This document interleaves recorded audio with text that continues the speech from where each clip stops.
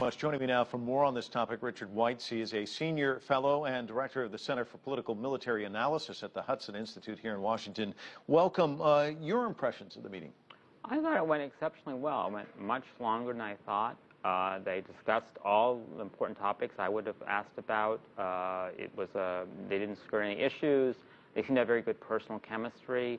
I thought it went much better than you might have anticipated. There are always going to be bumps along the way for when you have two major powers like this. What are those bumps, and how do you try and massage them? Right. Historically, the relationship has often been held hostage to arms sales to Taiwan. There's been a standard practice that whenever the administration in power in Washington announces a major arms sale to Taiwan, China will immediately start cutting back on the military exchanges.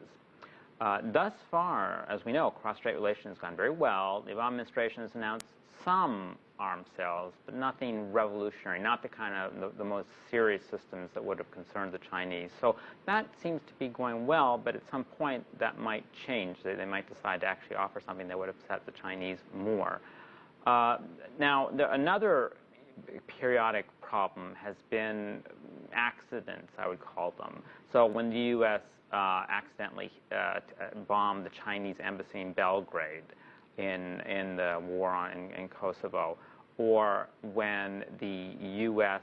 and Chinese planes collided outside of China, really in the international seas, but then they crash landed in China.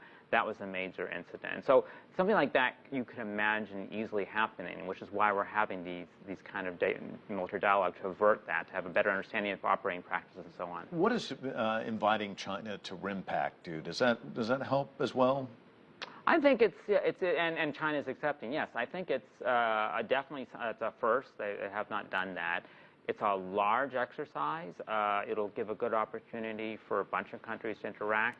It's kind of a coalition you'd want to put together if you had a humanitarian emergency, or if you were concerned about major piracy threat or something in some regions. So I think it's a good step. It'll build better understanding between a series of navies and perhaps build the basis for actually concrete cooperation on specific security issues in the future. I spoke to John Huntsman, the former ambassador to China, before the election here in the United States, and he was saying that the election was key. If Obama won, President Xi taking power, that it was a great time for the United States and China to hit the reset button, start over again.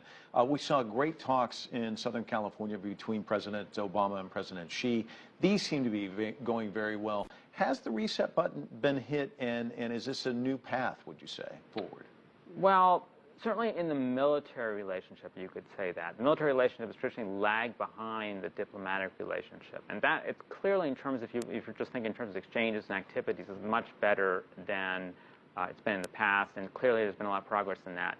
The trade, economic issues have also gone pretty well, primarily because China is, for its own reason, its economy is slowing down and is trying to undertake some reforms. There are still, though, potential blow-ups, as I said, over Taiwan, but now particularly over North Korea.